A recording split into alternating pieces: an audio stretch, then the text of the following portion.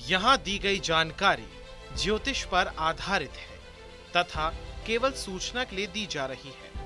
TV 9 digital इसकी पुष्टि नहीं करता है। यहाँ बताए गए किसी भी उपाय को करने से पहले संबंधित विषय के एक्सपर्ट से निजी तौर पर सलाह अवश्य लें।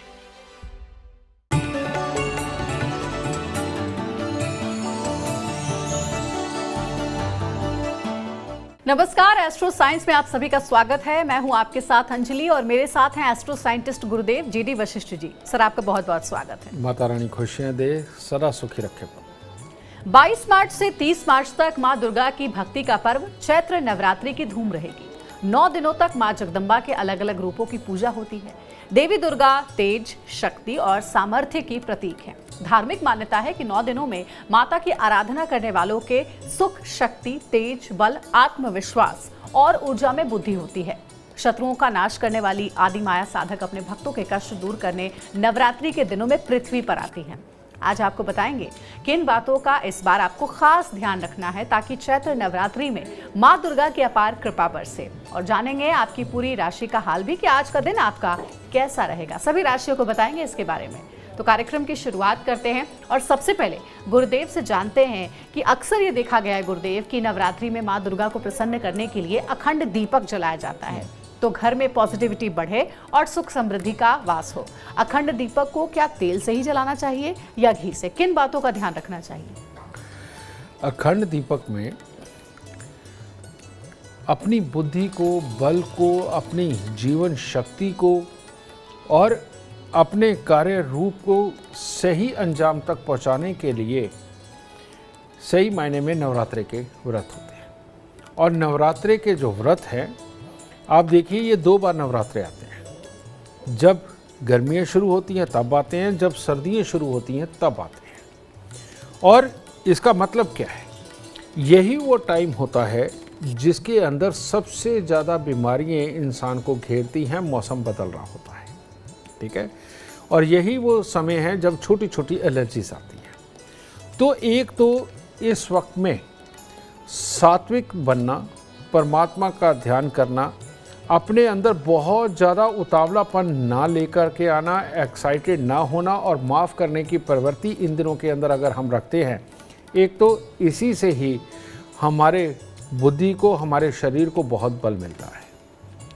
और इस पर घर के अंदर मीठे वाले पौष्टिक खाने बनना, दूध, दही, घी का प्रयोग होना, ये व्रत के अंदर यही सब कुछ होता है। और शुद्ध देसी घी ही प्रयोग करते हैं, और अगर खाना हो नमक के नाम पे भी तो सेंधा नमक खाते हैं, ठीक है।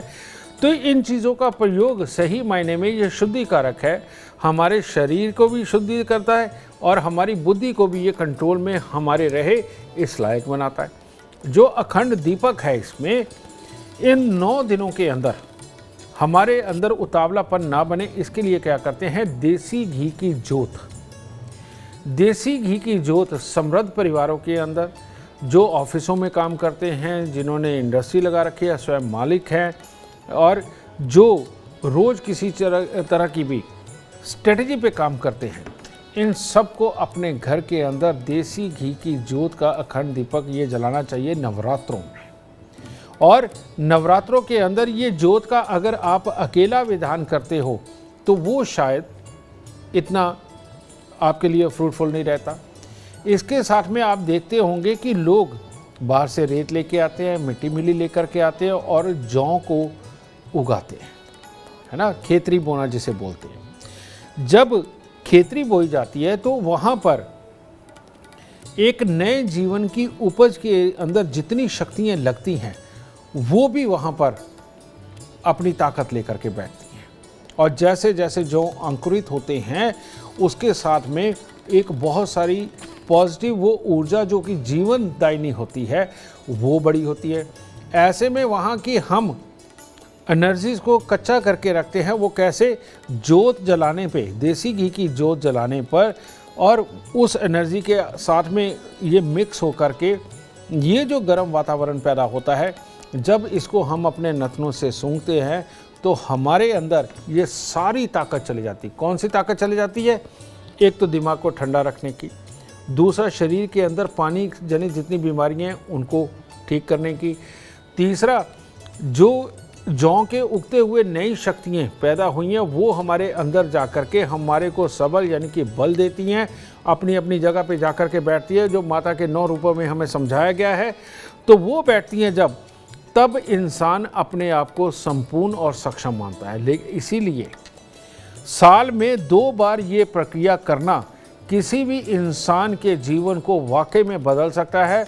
और हमने आपको एक एपिसोड में ये बता ही चुके हैं कि कौन सी उम्र वालों को कौन सा व्रत करना चाहिए। तो वो व्रत अखंड ज्योत और जौ की खेती का बोना बेटा इस वक्त में अमृतमयी होता है, इंसान को बीमारियों से भी बचाता है और कामयाबी का एक तरह का प्रमाण पत्र परमात्मा आपको दे जाता है इन 9 दिनों के अंदर इस पूजा पाठ को संपन्न करके। चलिए अब कार्यक्रम में आगे बढ़ते हैं और जानते हैं 3 राशियों का हाल। ये राशियां हैं मेष, वृषभ और मिथुन राशि। तो मेष राशि वाले, जैसे कि पहले से ही समय अच्छा चला आ रहा है तो वही और अच्छा करिए। और लेकिन जो भी कार्य करें अपने मित्रों से, यार दोस्तों से, रिश्तेदारों के साथ से सलाह करके करते हैं तो दिन की शुभता और बहुत ज़्यादा बढ़ेगी।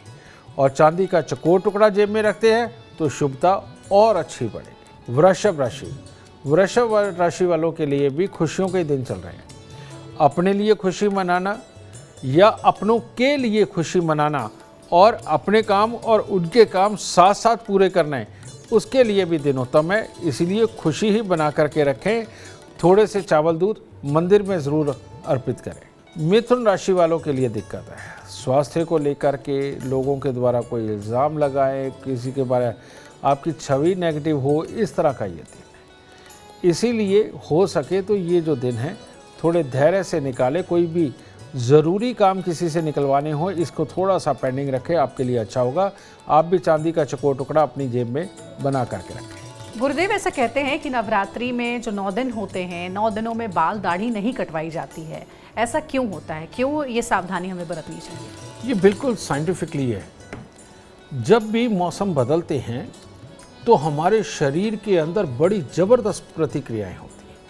ठीक वैसे ही जैसे जून जुलाई के महीने में यहाँ पर हम बाहर काम करते हुए फ्लाइट में बैठे और सीधे जाके कनाडा में उतर जाएं तो शरीर एकदम बड़ा ज़बरदस्त रिएक्ट करता है, पजल हो जाता है अंदर से, और तब बीमार होना लगभग तय होता है।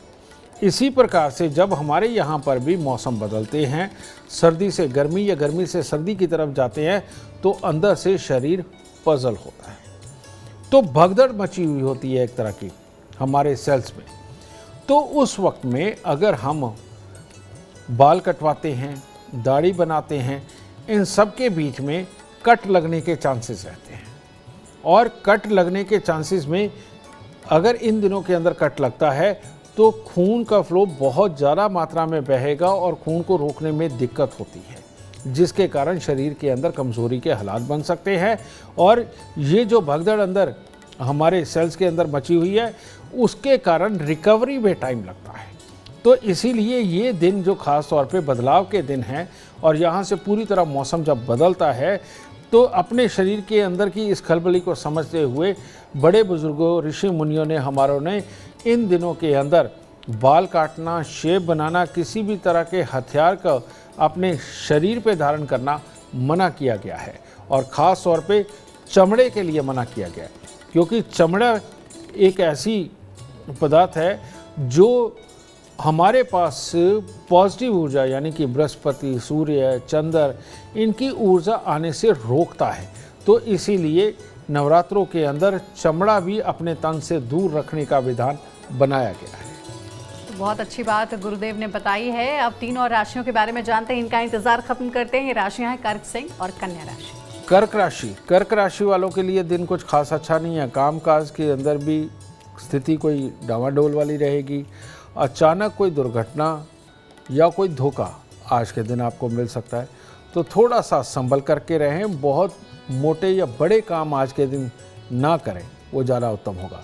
थोड़ी सी चने की दाल मंदिर में दे करके दिन की शुरुआत करें। सिंह राशि के लोगों के लिए भी आज का दिन आलस्य भरा, चिड़चिड़ापन, अपनों के साथ में थोड़ी दिक्कतों वाला इस प्रकार से है। कोई दुर्घटना का योग नहीं, सिर्फ चिड़चिड़ापन गुस्से का है। इसीलिए सुबह सवेरे नहा धो करके थोड़ी सी चने की दाल परमात्मा को अर्पित करके पीले चंदन का तिलक लगा के दिन की शुरुआत करें और सहजता से कार्य करें, अच्छा रहेगा। कन्या राशि के परिवार में से आज जिनकी कन्या राशि, उनके परिवार में किसी सदस्य को चोट भी लग सकती है और आलस और उतावलापन दोनों बन सकते हैं और ऐसी अवस्था के अंदर अटपटे हालात उत्पन्न हो सकते हैं। इसीलिए कुछ रोटियां गुड़ लगा करके गाय को अर्पित करें और धैर्य बना करके रखें। गुरुदेव, इस बार नवरात्रि में मां नाव पर सवार होकर आ रही हैं। कल यानी कि बुधवार के दिन से इसकी शुरुआत हो रही है, तो क्या कोई खास रंग के कपड़े पहनकर पूजा करनी चाहिए और नवरात्रि के दौरान किस रंग से परहेज करना चाहिए? इन दिनों के अंदर जितने हल्के रंग हैं लेकिन कलरफुल, उसमें ब्लैक और नेवी ब्लू तो बिल्कुल नहीं चलेगा, वो लाइट भी नहीं चलेगा। तो हल्के पिंक, हल्के वाइट, हल्के येलो, समझिए इससे टच करते जितने भी कलर हैं, रेड कलर, ठीक है, वो भी लाइट कलर में, इन दिनों के अंदर अगर ये धारण करके हम रखते हैं तो हमारे इस बदलते मौसम के अंदर शरीर के अंदर की हलचल को थोड़ा विराम मिलता है। और अगर आप भड़कीले कपड़े इन दिनों के अंदर पहनते हैं, जो कि आप दशमी पे पहन सकते हो और सब पहनते भी हैं, नौवीं पे पहन सकते हैं, डांडिया खेलते हैं, भड़कीले कपड़े पहनते हो तो वो दिन जायज़ है, समझेंगे ना, वो इसीलिए बनाया गया है। लेकिन उससे पहले जब तक आपके व्रत चल रहे हैं और जब तक शरीर के अंदर आप परमात्मा में ही बना करके बैठे हुए हो और सात्विक बुद्धि को लेकर के बैठे हुए हो, अगर आप भड़कीले कपड़े पहनते हो तो ऐसे में आपका व्रत भी गलती से भंग हो सकता है। इसीलिए हल्के कपड़े पहनने का विधान व्रत के अंदर, हल्के कलर के कपड़े पहनने का विधान इन व्रतों के अंदर बनाया गया है। किसी भी रंग का प्रयोग कर सकते हैं। और अब कार्यक्रम में आगे बढ़ते हैं। तुला, वृश्चिक और धनु राशि वालों के लिए कैसा रहेगा आज का दिन, बताएंगे आपको गुरुदेव। तुला राशि के बच्चे जो आज टीचर को बनाना चाहते हैं, यानी अपने से बड़े गुरु टाइप, और काम धंधे वाले वो लोग जो अपने वरिष्ठ जनों से मिलना चाहते हैं, किसी सीनियर से मिलना चाहते हैं और बिजनेस की वो डील जो बहुत बड़े लोगों के साथ करनी हो, इन सब चीज़ों के लिए आज का दिन आपका बहुत शुभ है। तो गाय को थोड़ा सा चारा डाल दीजिए और दिन की शुरुआत करें और उत्तम होगा। वृश्चिक राशि के वो लोग जो आज किसी भी नए काम की शुरुआत करना चाहते हैं और ख़ास तौर पे परिवार की सपोर्ट के साथ जो किया जाने वाला, जैसे नए बच्चों को कुछ काम का प्लान कर रखा हो, कुछ नया खोलना हो, बड़ों की सहायता के साथ में कहीं कुछ खास अर्जित करना हो, इनके लिए आज का दिन बहुत ही उत्तम है। पीले रंग का रुमाल जेब में रखेंगे, ऊर्जा साथ देगी। धनु राशि, कार्यों में सफलता, शुभ समाचार, अपनों का साथ, सब कुछ उत्तम है। तो इसीलिए अगर स्वयं गुस्से में आकर के दिन नहीं बिगाड़ेंगे तो दिन उत्तम है। तो सुबह सवेरे थोड़े से फल मंदिर में परमात्मा को अर्पित करें, ऊर्जा पूरी तरह साथ देगी। गुरुदेव, नवरात्रि का पहला दिन मां शैलपुत्री की पूजा होती है मानसिक शांति के लिए, और अगर तनाव टेंशन को दूर भगाना हो तो मां शैलपुत्री को कैसे प्रसन्न करें? मां शैलपुत्री पहाड़ों की बेटी, तो ऐसी अवस्था के अंदर अगर हम हिमालय की पूजा करें, किसी भी पहाड़ की पूजा करें, या एक मूर्ति की स्थापना करके जो देवी के रूप में हो उसकी पूजा करें, तो माँ शैलपुत्री वाकई में प्रसन्न होती है। लेकिन ये जो मूर्ति है ये पत्थर की होनी चाहिए, लेकिन इसकी स्थापना मंदिर में होनी चाहिए। अब इतनी बड़ी पूजा का विधान हर कोई तो नहीं निभा सकता, ठीक है।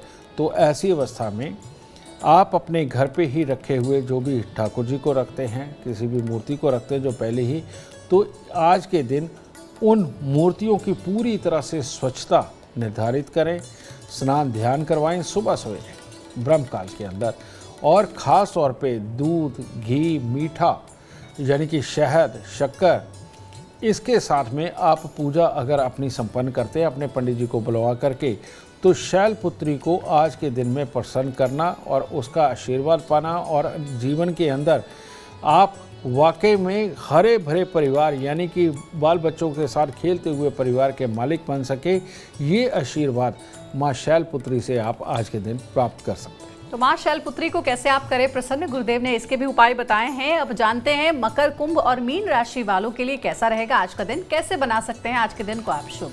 मकर राशि के लिए वही थोड़ा सा समय अटका हुआ है कि धन का अभाव, तकलीफ़ें ये चलेंगी, किसी की सहायता लेनी पड़ सकती है, इस तरह के मकर राशि के हालात चल रहे हैं।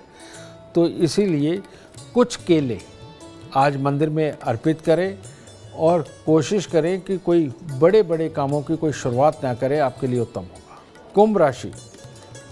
कुंभ राशि वाले अगर आज के दिन नकारात्मक विचारों पे काबू पाके रखते हैं, नेगेटिविटी को दूर करके रखते हैं, तो दिन शुभ है। इसीलिए कुछ कुंभ राशि वाले आज नेगेटिव हो जाएंगे, कुछ पॉजिटिवली अपना कामकाज कर देंगे। तो ये नेगेटिविटी को दूर करने के लिए सबसे अच्छा क्या है, आज नहाते वक्त अगर आप एक गिलास दूध अपने शरीर पर डाल करके नहाते हैं तो ये नेगेटिविटी दूर रहेगी। मीन राशि के वो लोग जो भाई बहनों के साथ मिलकर, यार दोस्तों के साथ मिलकर के जो भी आज कार्य करना चाहते हैं उसमें सफलता होगी, और जो भी प्लान बना करके आप निकलेंगे आगे से चल कर के आपको सहयोग प्राप्त होगा। इसीलिए कोई बेसन के लड्डू, मिठाई वगैरह मंदिर में अर्पित करके या राह चलते किसी को दे करके काम की शुरुआत करें, अच्छा होगा। गुरुदेव, यूं तो ये नवरात्र के 9 दिन जो होते हैं वो शक्ति के दिन होते हैं, माँ के अलग अलग रूपों की पूजा होती है, उन्हें प्रसन्न करने की भक्त जो हैं वो हर मुमकिन कोशिश करते हैं। लेकिन क्या इन 9 दिनों में शक्ति के दूसरे स्वरूप यानी देवता की भी पूजा होनी चाहिए, हनुमान भगवान को भी प्रसन्न करना चाहिए? ये जो नवरात्रों के दिन है ये वाकई में शक्ति के दिन है, नई ऊर्जा संचार के दिन है और बुराइयों को दूर रखने के दिन है। इन दिनों के अंदर मौसम बदलने के साथ में हमारे शरीर के अंदर जितनी भी एक तरह के राक्षस या उथल पुथल चले जाती है उनको दूर करने के दिन है। लेकिन इसके साथ में दुनियादारी को भी देखा जाता है। दुनियादारी के अंदर दुश्मन भी होते हैं, किया कराया भी होता है, और बहुत सारी परलोक की बहुत सारी चीज़ें, इनसे भी बचने के लिए खास तौर पे हनुमान जी की पूजा का विधान है। और हनुमान जी की पूजा यानी कि दिन के अंदर एक बार, अगर ये आप दोपहर को करते हैं यानी कि 11 बजे से लेके 1 बजे के बीच में आप करते हैं तो आपके लिए अति उत्तम होगा। और इन नवरात्रों के अंदर बुराइयों से बचने के लिए, कि क्राय से, ऊपरी प्राय से, इन सब से बचने के लिए हनुमान जी की पूजा दोपहर को 11 बजे से 1 बजे के बीच में ये आपको करनी चाहिए, इस मंत्र के साथ जो मैं आपको बताने जा रहा हूँ। और ये शाबर मंत्र है। और ये शाबर मंत्र के अंदर क्या कहते हैं, वीर बली हनुमंत जी मुगदर दाने हाथ, मार मार पछाड़िए पर्वत बाएं हाथ, भूत प्रेत और डाकनी जिंद खई स्मशान, बचे न उनमें एक हूँ निराकार की आन। दुहाई अंजनी की, दुहाई राजा रामचंद्र की, दुहाई लक्ष्मण यति की, मेरी भक्ति गुरु की शक्ति, पूरो मंत्र ईश्वरोवाच। ये एक मंत्र ऐसा है, ये दोपहर को 11 से 1 बजे के बीच में पानी का लोटा रख करके ये 108 बार मंत्र बोल करके, हर बार मंत्र बोल करके पानी के अंदर फूंक मारना और उसका छिड़काव बाद में उस पानी का अपने पूरे घर के अंदर करके चरनामत के रूप में 1-1 चम्मच सबको पिलाना।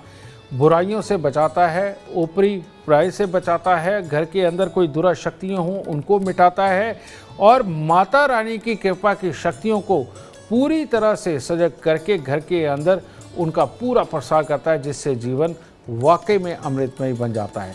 तो इस नवरात्रों के अंदर आप 9 के 9 दिन हनुमान जी की ये पूजा, ये मंत्र का जाप करके अपने घर को पूर्णतः शुद्ध कर सकते हैं, जो आपके लिए बहुत बहुत लाभकारी होगा। गुरुदेव, बहुत बहुत धन्यवाद आपका। आपने बताया कि नवरात्रि के 9 दिनों में क्या करना चाहिए, क्या नहीं करना चाहिए, कैसे पूजा पाठ होनी चाहिए, ताकि आपका जो व्रत है, जो आपकी श्रद्धा है, वो सफलतापूर्वक संपन्न हो। अगर आप जीवन में सफलता चाहते हैं, अपार धन और लाभ चाहते हैं, तो गुरुदेव के बताए हुए उपाय जरूर करें। उम्मीद करते हैं आपको आज का विषय पसंद आया होगा। कल आपके सामने लेकर आएंगे एक और विषय जो आपकी कॉम्प्लिकेटेड लाइफ को बना देगा आसान और खुशियों से भर देगा। अगर आप हमारे गुरुदेव से मिलना चाहते हैं या पर्सनली उनका अपॉइंटमेंट चाहते हैं तो आप कॉल कर सकते हैं। नंबर है 9999905222। ज्यादा जानकारी के लिए आप एस्ट्रो साइंस ऐप डाउनलोड करना ना भूलें। फिलहाल समय हो गया है आपसे इजाजत लेने का। आप बने रहें हमारे साथ और हमारे एस्ट्रो साइंटिस्ट गुरुदेव GD वशिष्ठ जी के साथ देखना ना भूलें एस्ट्रो साइंस रोजाना सुबह 8 बजे। नमस्कार।